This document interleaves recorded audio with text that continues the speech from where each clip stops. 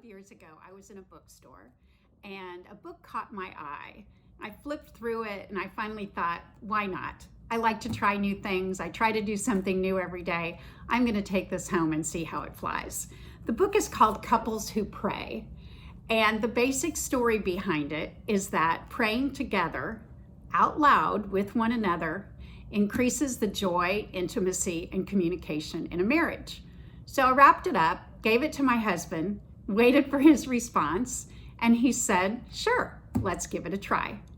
Hi, I'm Pam Lamp. I write a blog called Who I Met Today, where I profile people who I find inspiring and interesting from all walks of life and try to learn about their stories and how they got to where they are.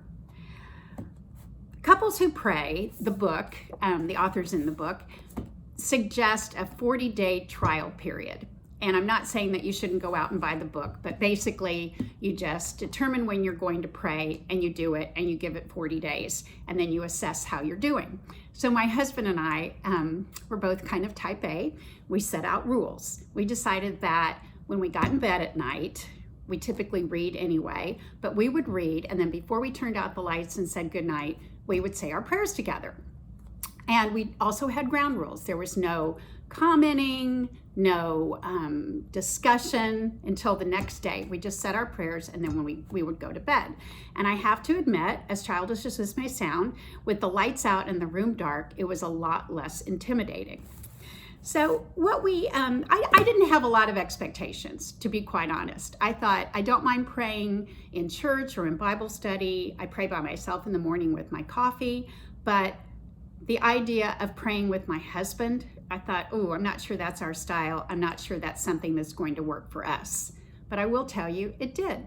We learned a lot about each other.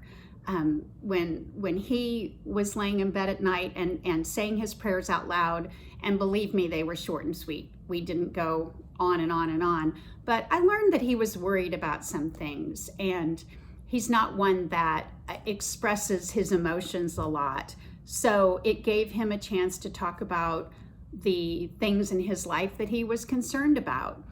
And I talked, and he learned about some of the things that were important to me that I might not have mentioned. So it really did work out well for us. Like anything else, a household repair job, cooking a new recipe, the second day was easier, the third night was easier, the fourth night was easier. All of a sudden we were in a rhythm, and even when he traveled and we were separated, we would say our prayers over the phone. Did it increase our joy, our communication, our intimacy? Yes, of course it increased our joy. We learned a lot about each other.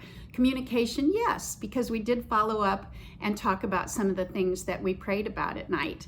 I think it made us more empathetic towards each other. It made us appreciate one another, made us appreciate what we had, because we did a lot of thanking while we were praying. Intimacy, emotional intimacy, I think it definitely increased.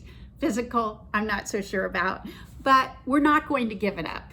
My only regret is that we hadn't been doing this for the entire length of our 3-decade marriage. I think it would have been great for us, but the blessing is that we proved to ourselves that it's never too late to try something new. It's never too late to start. So I hope that you enjoy this story, might even give it a try. And again, my blog is Who I Met Today, and you can find me on Facebook and Instagram. Thanks so much.